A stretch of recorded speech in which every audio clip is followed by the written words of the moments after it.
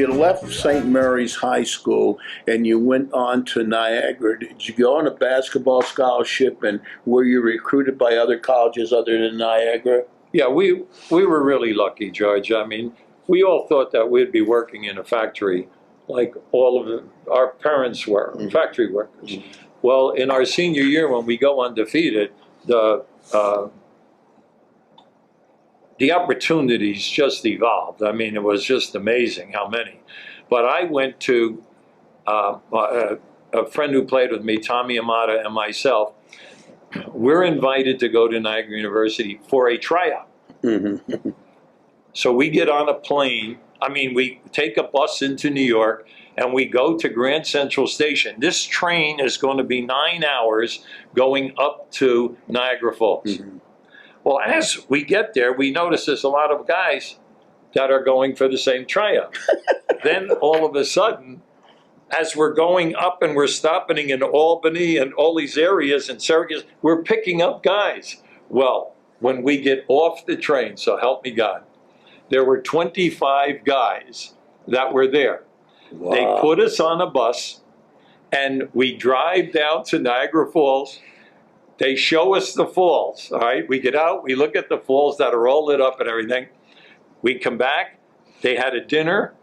The next day, we scrimmaged Saturday morning, lunch, Saturday afternoon, dinner, Saturday night, all right, 25 guys, right? Then on Sunday, you went home on the train.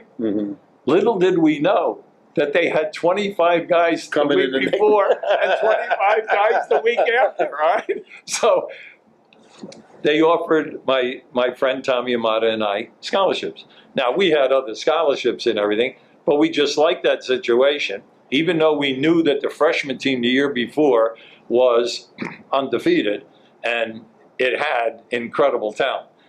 So when we came in, today they can't do this. The year before us, they gave out 9 scholarships.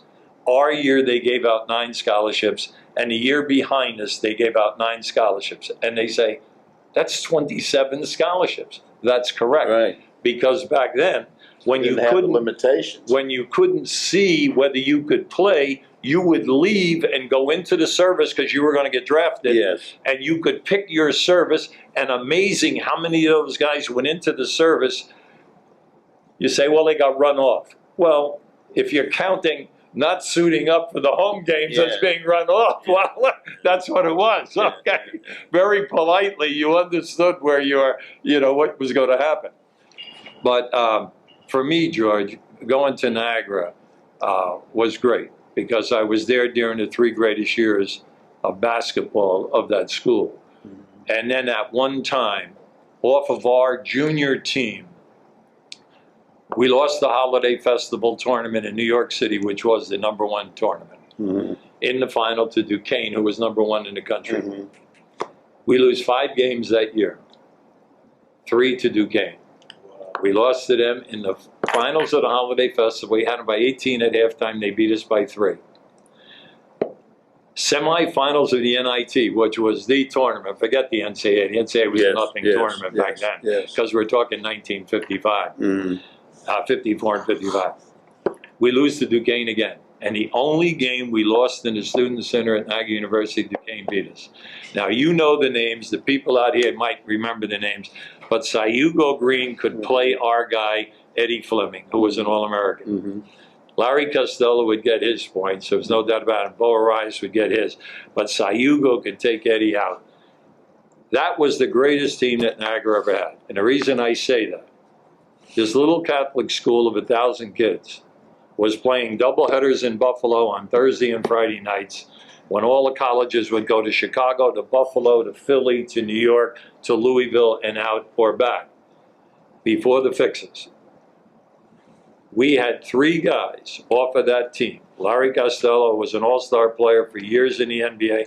Eddie Fleming, who played 9 years in the league for Minneapolis, the Lakers, and then Bo Arias at the forward position, who was 6'4", 6'5" rebounder, who played for Kansas City for 2 years, and then back at that time period, the Globetrotters were the best team probably in the world. because people forget this, that in the late 40s, the Globetrotters played the Minneapolis Lakers 7 games over a couple of years and won the series.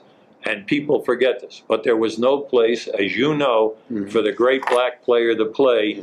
So the Globies had their #1 team with Marcus Haynes and Goose Tatum.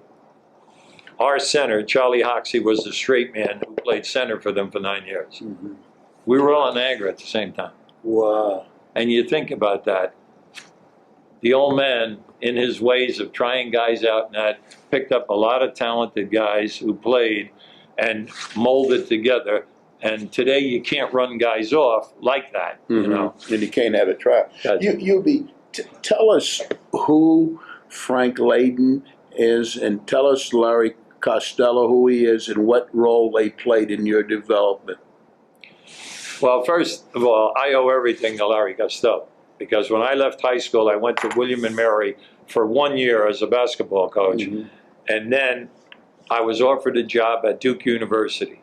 Duke University, their freshman coach, Tom Carmody, was getting the Rhode Island job. He calls me, asks me if I know 2 young guys that could work for not a lot of money. And we get him Mike Fratello to go up there as an assistant. And then Lou Campanelli. Yes. Okay, who later went to James Madison and then to Cal, all right? Yes. Okay, now, so what happens is that I'm at Duke for 4 years. I was there with Chuck Daly, and then Chuck got the Boston College job. Well, nothing was happening. At the end of 4 years, I get a call from Larry Costello. He's playing at that time. He's coaching the Milwaukee Bucks. His career was over. Coaching the Bucks, they had won the championship in 1971 with Kareem in his second year and then Oscar Robertson, all right, who came to them that year. So I go there as an assistant. Well, Larry Costello was 3 years an All-American with us at Niagara. He won the Niagara Medal, which is given to the #1 academic student. He was 4.0 in pre-med. So when he came out, he could have played basketball or baseball because he was our shortstop. He was a great baseball talent. He played shortstop for us. So he enters dental school, University of Buffalo, because back then, as you remember, nobody in the pros was making more than $15,000. So all of a sudden, Philadelphia, they get him to drop out of school and sign. He goes into service, and that comes back out and then plays in the league for a ton of years and was an all-star player so many times. He gave me a chance. Well, when we were freshmen, Frank Layden and I came in together as freshmen. Larry was a sophomore. Frank Layden was all New York City baseball and basketball at Fort Hamilton High School in Brooklyn. Larry was from Syracuse, New York, a little town of 3,000 people. Frank Layden, back then, you could play high school basketball until you were 19 in New York. Now in Jersey, you couldn't do that. So when he came to Niagara, he came and played in our freshman and sophomore years. And then Taps Gallagher, our coach, looked at Frank and said, you know what? You can't play ahead of Eddie Fleming at small forward, because Frank was 6'2", 195. And Jerry Kennedy, who was all New York City at Regis High School. So he said, I'm going to make you the freshman coach.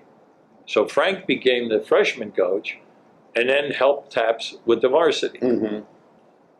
So when Frank went into the service and get out of the service, he's a high school coach out on Long Island. Well, then all of a sudden the door opens up at Niagara and Frank becomes the Niagara coach. He had great teams, and we all know the Calvin Murphy team was one of the best in the country.